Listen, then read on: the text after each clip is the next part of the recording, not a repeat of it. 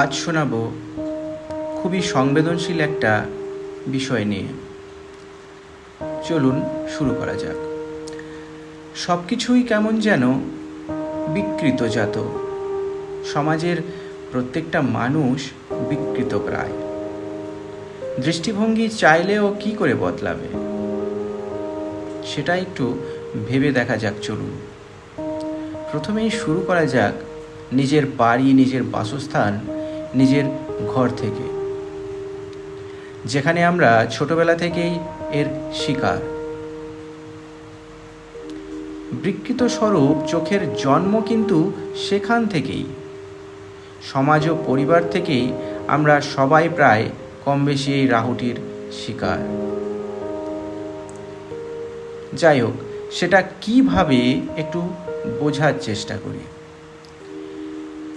সমসাময়িক এই কৃত্রিম সমাজে শৈশব থেকেই যে দেখা শুরু হয়ে যায়, যা হয়তো থাকে না মস্তিষ্কে বা মনে, থাকে শৈশবের অবচেতনে। সভ্যতার নামে অসভ্যের ভ্রূণে একটু একটু করে বড় হতে থাকে এই চারা গাছটি। মস্তিষ্ক সে তো বিকশিত নয় একেবারেই, তাহলে কেন? সেই বিকৃত হওয়ার সম্ভাবনাকে একটু একটু করে দিনের পর দিন জন্ম দিতে থাকি নরম শৈশব মনে। এই জন্য দায়ী আমাদেরই এই স্বার্থলোভী সমাজ। প্রশ্ন হলো কিভাবে? আসলে শৈশবকাল থেকেই একটা শিশু তার অবচেতনে অনেক কিছুই দেখতে শুরু করে। সাধারণত প্রায় প্রত্যেকটা পরিবারেই এটা হয়ে থাকে, যা গ্রাম থেকে শহরে এসে আরও প্রকাশিত। যাতে ঘন্টার কাঁটা সেকেন্ডের কাঁটাতে পরিণত হয়েছে। অত্যন্ত সভ্য হতে গিয়ে এই সমাজ সভ্যতাই যে ভুলে গেছে। বেশভূষা, চলা বাঁচা, এই সব কিছুর জন্য আমাদের এই কৃত্রিম সমাজই দায়ী। অত্যন্ত সভ্য হতে গিয়েই আজ আরও অসভ্যের কাদার গভীরে পৌঁছে গেছে মানুষ। যেখানে শিক্ষার সংজ্ঞায় ঘুণ ধরেছে, যেখানে ঘুণ ধরেছে সংস্কৃতিতে, ঘুণ ধরেছে বিবেক, মননে, চিন্তায়।